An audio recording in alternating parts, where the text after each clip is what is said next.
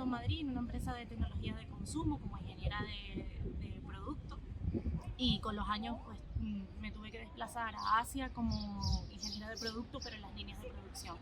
Estuve entre Vietnam y China. Y ahí empecé a ver la realidad de una producción en masa. Yo la había visto desde España, pero no es lo mismo verlo allí. El impacto que tiene el trabajo, la mano de obra, el tratamiento de los residuos, la realidad de una producción en masa, el impacto que tiene en el medio y en las personas es muy grande. Y creo que desde aquí no somos conscientes del impacto que tiene, tanto en costes, porque siempre lo más importante en ese tipo de producciones es reducir al máximo esos costes, y no importa el resto, no importa el medio ambiente, no importa la mano de obra, no importa las personas, lo único que importa es la rentabilidad.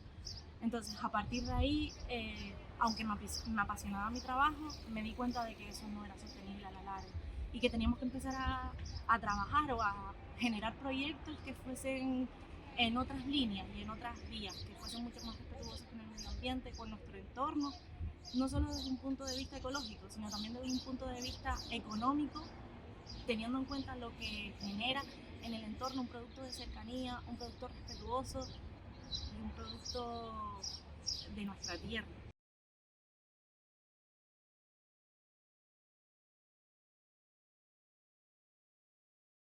Vivimos en un planeta que tiene unas limitaciones, evidentemente, y por tanto cada uno de nosotros tenemos que ser respetuosos con ese planeta y con esos límites. No podemos pensar que yo ahora mismo, porque me da la gana a mí, porque yo tengo la libertad de pescar aquí, ahora saco el número de kilos de pescado que a mí me interesa.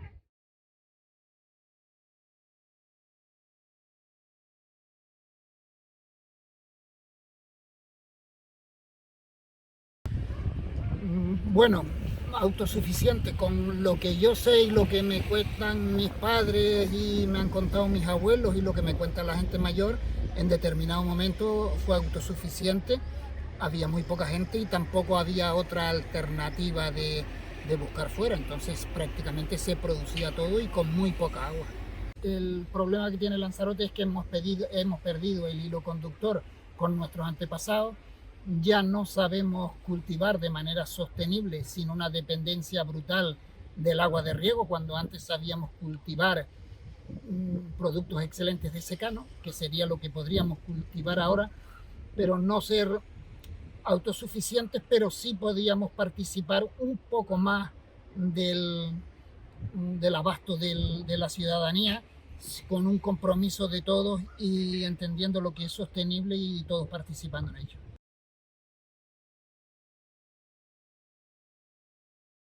El Lanzarote, con el clima que tiene, es capaz de producir de casi todo con muy poca agua. Si enseñamos las técnicas de cultivo, podríamos cultivar legumbres, tenemos que mecanizarlas, no podemos pensar en cultivar legumbres con los métodos de los años 60. La batata y la papa, tenemos zonas que son ideales y que podían ser suministradoras por lo menos medio año. La viña tiene muchas posibilidades, no solo de autosuficiencia, sino de exportación, porque tenemos un cultivo muy diferenciado, con unas zonas espectaculares, y podríamos hacer cosas muy bonitas y muy rentables.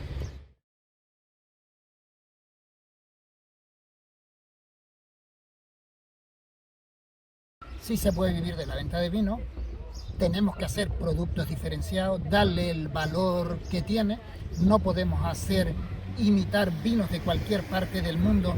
No podemos hacer un vino que lo podamos encontrar en otras latitudes y que sepa lo mismo. Tenemos que hacer un vino muy diferenciado, que el cliente lo sepa apreciar y que el productor de vino venda la botella con el valor que tiene de la mano de obra que se lleva aquí. No es un cultivo mecanizado, es un cultivo excepcional, muy singular, y hay que pedir por el producto y hay que saber valorarlo. Si entre todos sabemos hacer eso, yo creo que sí se puede. Hombre, toda la isla no, pero se podría vivir, mucha gente podría vivir del vino, muchas más.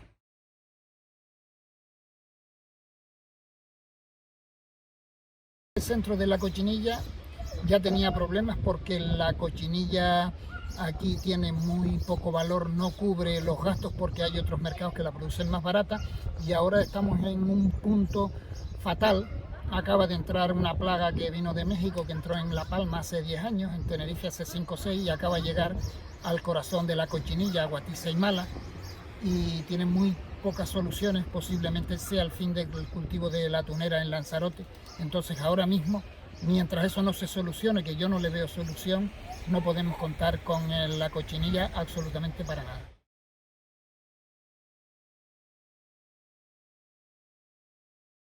Esa imagen que cuando vemos la isla de Lanzarote y en una fotografía en la televisión decimos, ah, es Lanzarote.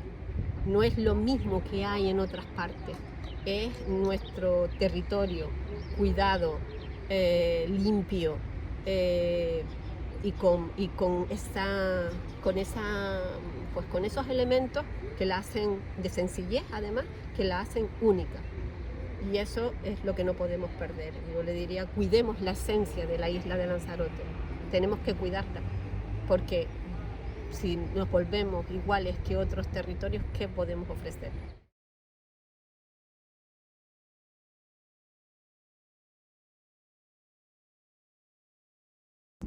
En Lanzarote se comía patata cuando la había y quién las tenía. Todos no.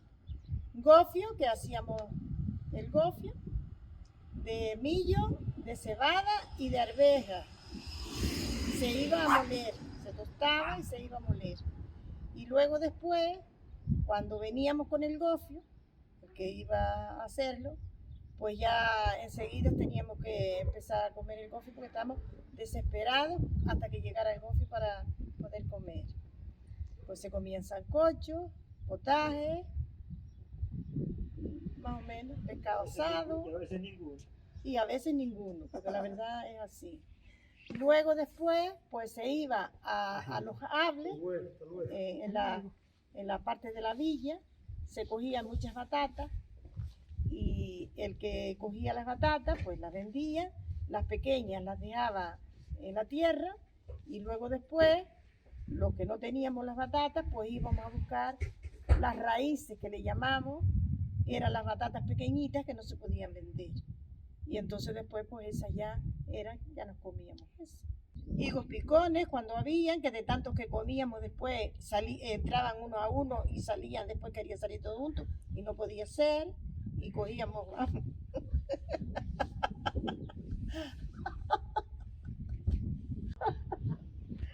Después, pues nada, después teníamos que usar aceite y todo. Aceite.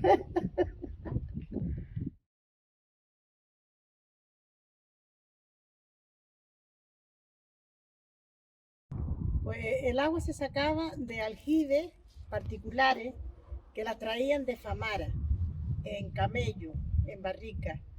Se ponían en las aljibes de particulares y después nosotros íbamos a buscarla, comprada, claro. Y más que cuando no llovía, pues se recogía agua, pues se recogía de los caminos, pues a lo mejor para lavar, para cosas, no para comer, pero se recogía el agua de los caminos. Aprovechamos cuando llovía en los charcos, pues recogíamos toda esa agua y la guardamos para cuando nos hacía falta. Cuando yo era pequeña, me acuerdo que para ahorrar el agua nos lavábamos las piernas, que era lo más sucio, nos lavábamos las piernas con barrilla en los caminos. Sí, yo creo que sí, que se llegó a pasarse. Porque claro, como no llovía, pues dependíamos del agua que caía de la lluvia, y cuando no llovía, pues había mucha falta de agua.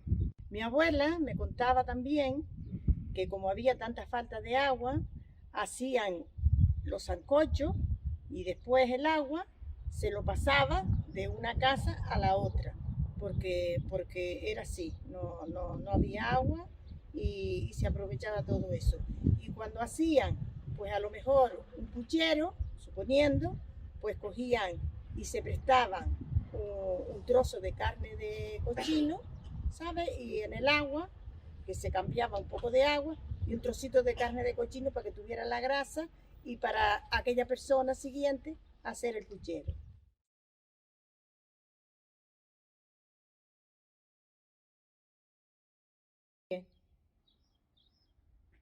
Hambre también, se pasó mucho, pero mucho, mucho, mucho. Ah, bueno, pues después hay otra historia. Cuando íbamos a hacer la comida, no teníamos leña, no había leña como ahora, sino a lo mejor por la noche que queríamos hacer algo, no podíamos encender fuego, que eran teniques de leña, claro. Y si no teníamos para prender el fuego, sacábamos la paja de los colchones. Los colchones antes eran con paja de cebada. Y sacamos un poquito de paja para poder prender el fuego.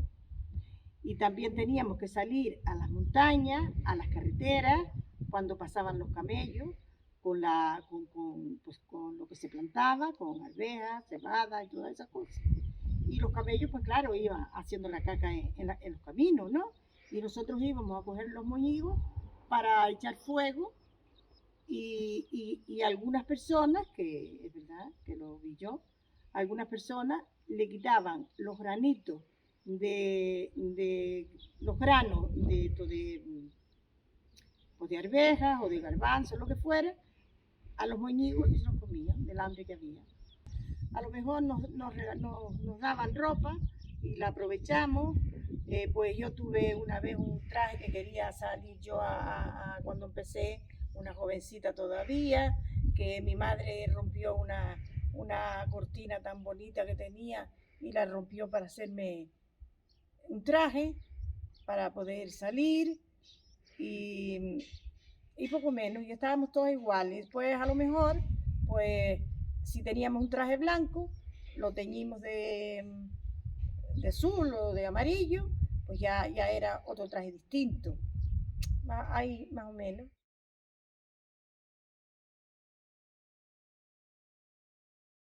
César Manrique, junto con otras personas que trabajaron con él y con todos los trabajadores de los centros turísticos que empezaron a crear, hicieron un trabajo estupendo en la isla de Lanzarote. Definieron muy bien lo que querían hacer, pensaron en el futuro de la isla y querían trabajar y intervenir en el territorio de una manera sostenible.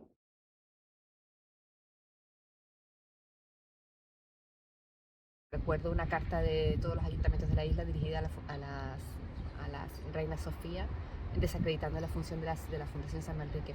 Desde que la Fundación San Manrique ha defendido el territorio, las instituciones de la isla han atacado a la Fundación, con lo cual yo creo que la primera acción de cualquier persona que quiera respetar el legado de César es respetar a la Fundación, acercarse a la Fundación. E institucionalmente a mí me bastaría con que, ya no de la ciudadanía, sino institucionalmente me bastaría con que las instituciones respetaran, callaran, dejaran de nombrar el nombre de César en vano.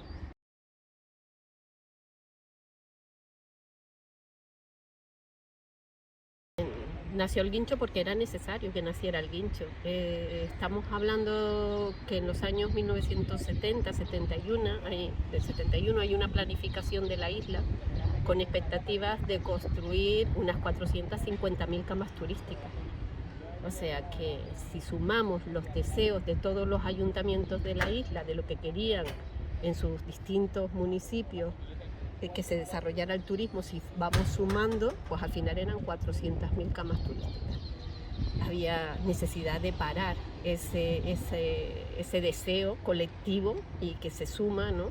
Que no es una necesidad, sino un deseo de todos. Teníamos que, en aquel momento, se tenía que parar, si no la isla evidentemente iba a perder toda su singularidad. Y por tanto, el guincho, en el 1973 hay un plan insular. Después ya se recorta en el año 1991 con la aprobación del plan insular, que desclasifica unas 250.000 camas turísticas. Pero en ese proceso evidentemente estaban los grupos ecologistas y estaba César. Evidentemente el factor fundamental es la presión humana, tanto de las personas que vivimos aquí como las personas que vienen de fuera y que nos visitan. Entonces cuando pues teníamos un turismo con poca presión y un turismo de calidad, pues evidentemente se conservaba mucho mejor la isla. Pero cuando ya empiezan a llegar 3 millones de turistas que se mueven por la isla, que consumen agua, que generan residuos, que vienen en aviones, que contaminan. Pues ahí estamos hablando ya de una presión muy elevada y que no puede soportar los ecosistemas de la isla si no los ordenamos al mismo tiempo, ¿no? Y establecemos límites y capacidades de carga.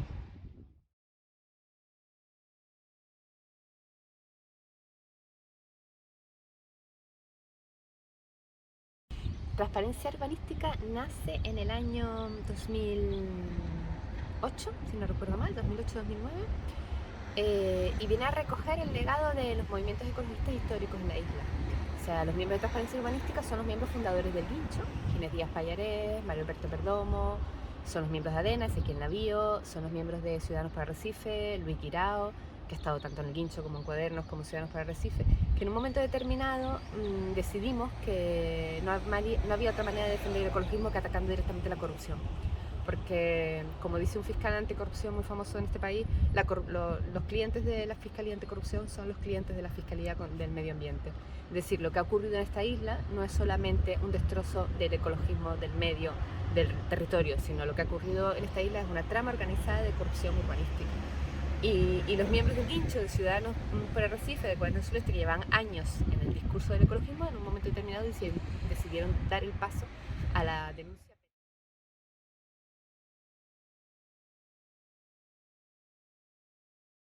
Lanzarote se declara en 1993 Reserva de la Biosfera, en 1996 se crea el órgano de participación, el Consejo de la Reserva de la Biosfera, y después ya en el 98, para darle contenido a la declaración de la isla, porque vivíamos en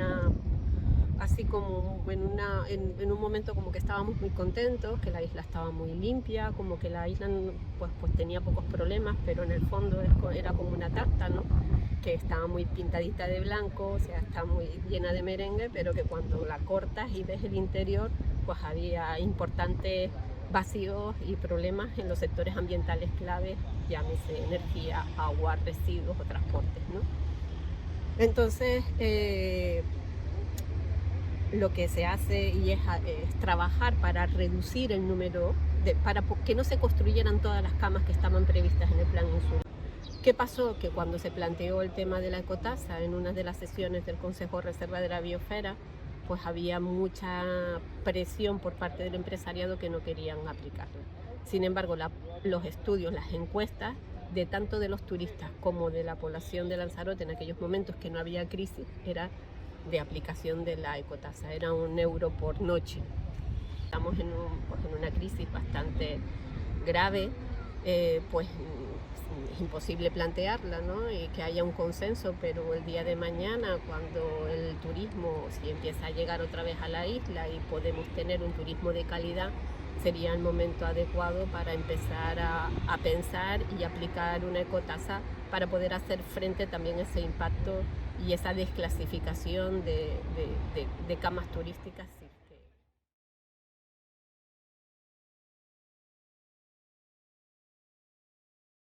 De alguna manera creo que eso nos ha pasado el arroz.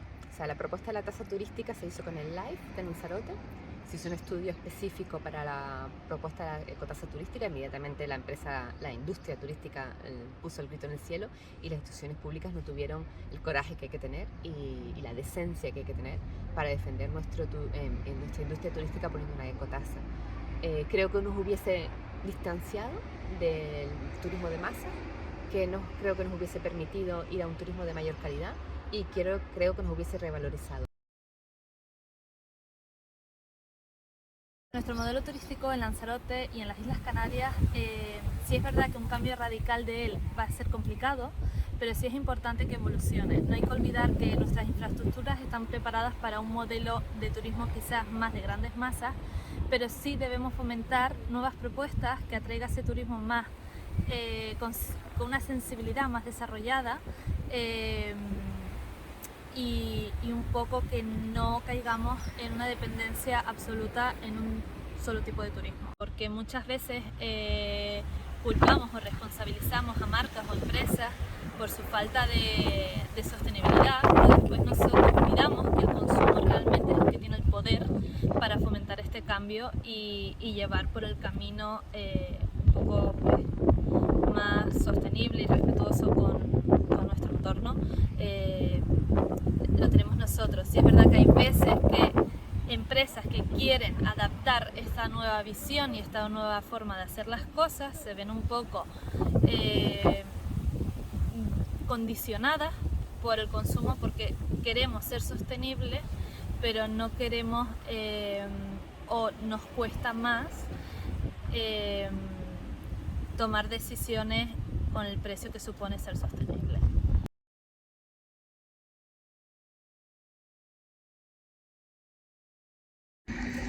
¿Se respetan las normas urbanísticas y se protege suficiente el territorio? Tenemos dos agentes de medio ambiente en el Cabildo Insular de Lanzarote. O sea, ahora de respetar el medio ambiente tenemos que ver quiénes están en la primera línea del respeto del medio ambiente. Y el Cabildo Insular de Lanzarote, que es la primera institución, tiene dos agentes de medio ambiente desde hace años. Es decir, se respeta institucionalmente, no, pero es que no se quiere respetar. O sea, el respeto del territorio es incompatible con el negocio de la industria turística. Es incompatible con el negocio de la construcción. Y lo que han hecho nuestras instituciones públicas en los últimos 20, y yo diría hasta 40 años, es promocionar el negocio de la construcción y el negocio turístico. Con lo cual no se ha respetado ni el medio ambiente, ni el desarrollo territorial, ni siquiera se han respetado las normas que se han aprobado por unanimidad. El PIOT no se ha respetado, no se conoce ni siquiera el PIOT, se desconoce alegremente, se plantean bulos sobre lo que recoge el Plan Insular del 91, la moratoria tampoco se respetó.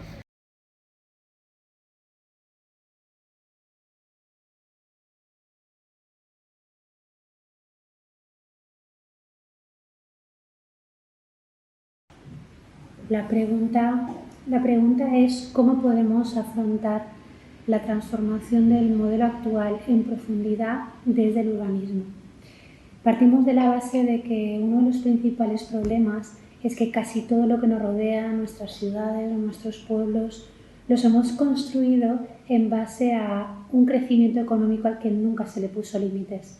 Y eso ha presionado demasiado nuestros ecosistemas y los recursos de todos, y nos ha puesto ahora en riesgo como sociedad porque estamos amenazados por nuestro propio colapso social, económico o medioambiental. El urbanismo es una disciplina importante que puede ayudarnos porque es la principal herramienta de planificación sobre el territorio, y ahora hay que corregir los errores cometidos y, digamos, planificar las acciones que realmente van a construir un cambio. Hay que ayudar a comprender en profundidad cuál es el problema exacto y cuáles son los problemas estructurales a resolver. Hay que mostrar los límites de carga que ahora hay que respetar y que los hábitats tienen que entrar en equilibrio con ellos, y cuáles son las acciones que crean esos cambios sistémicos. Nos podemos apoyar en los ODS, que son los marcos de trabajo que las Naciones Unidas nos facilitaron desde el 2015 a todos y que nos dan tarea que hacer, o sea, que asumir a todos, a administraciones, a gobiernos, a empresas, a profesionales, a sociedad civil. Y en nuestro caso, como gremio propio, debemos predicar con el ejemplo, es decir, es el momento de poner nuestro conocimiento al servicio de construir una sociedad más evolucionada. Ya no se puede reactivar el sector de la construcción para alimentar un mercado inmobiliario, sino para regenerar los hábitats y hacerlos más saludables para todos. La arquitectura sostenible es la que logra priorizarlo y utiliza métodos de construcción sostenible que son fascinantes, como la bioconstrucción o como la arquitectura ecológica o la arquitectura pasiva, pero siempre con ese propósito, digamos, de enseñar, ayudar a guiar a toda la sociedad hacia un modelo de vida para todos más íntegro, más reconectado con la naturaleza, más próspero, más sólido y más saludable.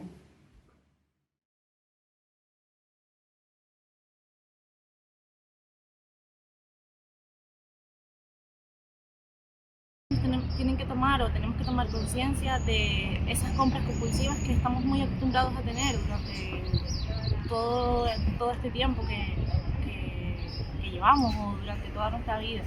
Y es que tenemos que empezar a tomar conciencia y a tomar hábitos de consumo saludables. Igual que tomamos hábitos de vida saludables o que los vamos adquiriendo y que son muy importantes para nosotros, los hábitos de consumo saludables también lo son. Es decir, tenemos que ser conscientes del impacto que nosotros tenemos al consumir un producto y al ser consumidores. El hecho de que nosotros consumamos un producto genera que nosotros estamos potenciando ese producto y generando riqueza en ese producto. Entonces, tenemos que empezar a ser un poco más críticos en qué gastamos nuestro dinero y en qué queremos invertir nuestro dinero o qué proyectos queremos potenciar. Por eso es muy importante ser conscientes de el impacto que tiene la producción en masa, el impacto que tiene esa fabricación, tanto social y económica, y la ayuda o el aporte que nosotros hacemos a cualquier marca de cercanía y local. Hasta ahora creo que ha estado muy de moda consumir el mayor número de productos y al menor precio posible, es decir, consumir fast fashion y low cost. Y creo que tenemos que empezar a poner de moda esos proyectos emprendedores que tienen esa conciencia con el entorno y con el medio ambiente. Esos proyectos que utilizan productos 100% naturales, productos a través de materiales reciclados o de productos que ya se les ha acabado su vida útil y que tenemos que darle una segunda vida.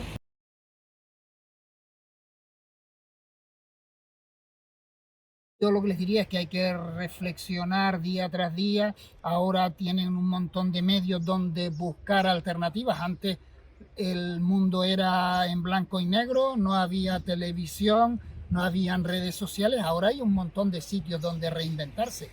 Para ir al campo, en Lanzarote, para que el joven se pueda reinventar desde el campo, necesita un apoyo institucional, necesita una consejería de agricultura muy potente y que todo el sector público se incorpore, ¿no? se implique, y también una campaña de concienciación a la población para que consuma producto local, y esos jóvenes que se reincorporan, que no fracasen y a la primera de cambio tengan que abandonar porque no están ni el apoyo del consumidor ni el apoyo institucional para quitarle muchas de las incertidumbres que tiene.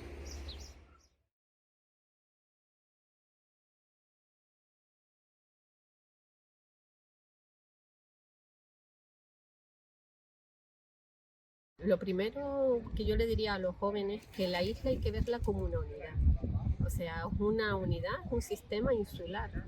Realmente funciona como una unidad. Entonces, primero hay que comprender que no somos 7 municipios, que funcionamos como isla. Es frágil y muy vulnerable, que dependemos exclusivamente del turismo, que no tenemos una economía diversificada y que por tanto estamos en una situación crítica con una amenaza como es la del cambio climático y la crisis ecológica que nos va a afectar, y que tenemos que estar preparados para poder afrontar lo que nos venga. Y por tanto, ¿qué necesitamos a los jóvenes? Necesitamos esa transformación ecosocial. Hay que tener claro que o cambiamos esto o de alguna manera vamos a desaparecer. Mejorar la convivencia entre nosotros. Somos seres interdependientes, somos seres ecodependientes y los límites biofísicos del planeta los hemos sobrepasado. Por tanto, era importante para esta isla poner límites. No podemos seguir creciendo, lo único que crece así por así es un cáncer. No podemos seguir creciendo al ritmo de lo que realmente deseamos, y entonces ahí sí que hay que hablar también a los jóvenes de que no es lo mismo un deseo que una necesidad. Nosotros podemos tener muchos deseos, pero no hay que confundirlos con las necesidades que tenemos. Sentirnos que somos parte de la naturaleza, no estamos por encima de los otros seres que viven con nosotros, formamos parte de la naturaleza. Y ese sentir parte de la naturaleza, entonces sí que puedes, cuando te sientes parte de la naturaleza, entonces sí que puedes actuar como consecuencia, ¿no? Y también decir, pues creo que sería bueno para poder empezar a verla y a ver lo que tenemos alrededor de otra manera, no hacia el consumismo, no hacia la explotación de lo que llamamos recursos, era que hacemos pues un deterioro completo de nuestro paisaje, que es lo que está sucediendo, porque vertemos escombros por aquí y ahora mismo yo me meto y me subo con esta montaña, me subo con un 4x4 y ahora hago una nueva pista. Lo que estamos haciendo es deteriorando el mayor potencial que tiene esta isla, que es su paisaje.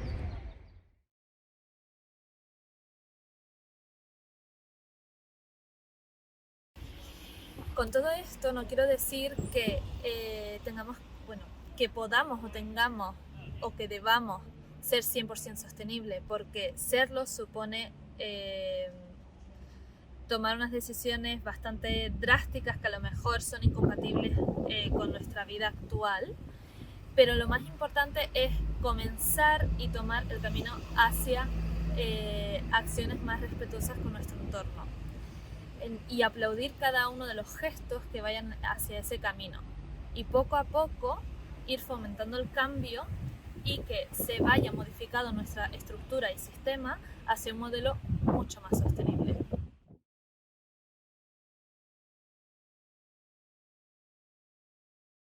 En cierto modo, la imagen de los jóvenes yo creo que sí que es un poco de inactivismo, ¿no? Pero también creo que el motivo de que los jóvenes tengan esa imagen pues viene siendo también por la falta de contar con los jóvenes a la hora de desarrollar proyectos, es decir, en general la vida social se cuenta muy poco con los jóvenes, se los trata como, pues bueno, son los niños, ¿no? Los niños, y al final se nos aparta en ese sentido y nunca llegamos a ser escuchados y tomados en serio, ¿no? Si realmente se hiciera el parque contando con la opinión de los chicos, con la opinión de los niños, o si es una cancha de fútbol también contando con la opinión de los jóvenes para ver cómo les gusta, son detalles que luego pues eso implican a los jóvenes y les hacen sentir que, pues si es un parque, les hacen sentir ese parque suyo, porque lo han hecho desde su imaginación, desde su creatividad. Si es una cancha también, sea lo que sea, yo creo que muchas veces lo que hace falta es que la institución se acerque a los jóvenes, no esperen que los jóvenes se acerquen a ellos, porque no va a ser así. Si la institución se acerca es otra cosa, y además acercarse, como decía anteriormente, tomándonos en serio y no viéndonos como niños pequeños que no tenemos nada que aportar o que nuestras aportaciones no tienen mucha relevancia.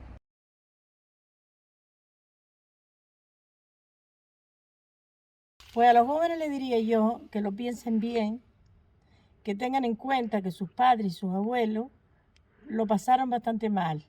Entonces, pues que ahora que procuren de ahorrar un poco y mirar el futuro, que todo no va a ser siempre lo mismo. Que hay que ahorrar y que hay que, yo qué sé, vivir de otra forma y pensar en los mayores y más o menos.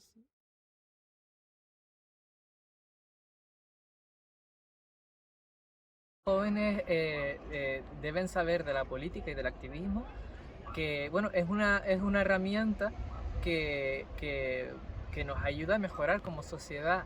Es decir, si nos implicamos en política, si nos implicamos en activismo social, es una manera de que nosotros podamos mejorar nuestras condiciones de vida, ¿no? Entonces yo creo que es muy importante que nos impliquemos los jóvenes, y en este sentido también hago un poco de autocrítica, aparte de lo que influye en el sentido de que las instituciones o las administraciones no nos implican, pues también nosotros deberíamos tener nuestra propia iniciativa y no esperar también por nadie, sino implicarnos nosotros mismos y exigir que se cuente con nosotros. Lo suyo sería poner la Agenda 2030 de moda y poner la Trending Topic entre los jóvenes. Y ya adelanto que con Roll Up esto no se va a conseguir. Entonces, bueno, yo creo que también muchas veces es enseñar a aplicarlos, ¿no? Entonces, desde el ámbito educativo hay muchos ejes transversales donde se puede aplicar esto, ¿no? Que no sea siempre lo típico, lo tradicional, estar en un aula dando la materia, sino también estas cosas que son muy importantes para nuestra vida, que se nos enseñe a ellos en las aulas y en general, ¿no? Que las instituciones inviertan en poder concienciar a la juventud, pero de una manera distinta a lo que se hace hasta el día de hoy, ¿no? Algo menos tradicional y que llegue más a los jóvenes.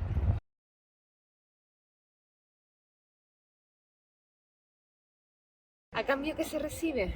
Pues en mi caso particular, pero esto ya es un asunto muy particular, se recibe la tranquilidad y la felicidad de vivir siendo coherente con lo que crees y con lo que piensas, que es algo que no tiene precio, pero que tiene mucho valor.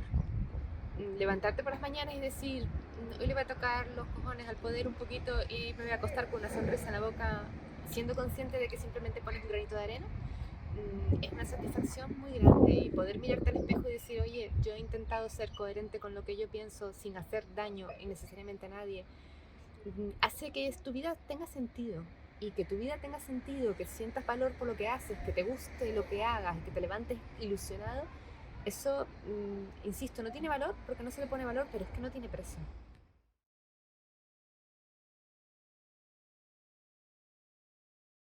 Ahora mismo nos llaman la atención si no vienen los turistas porque vivimos de eso, pero antes era si no llovía.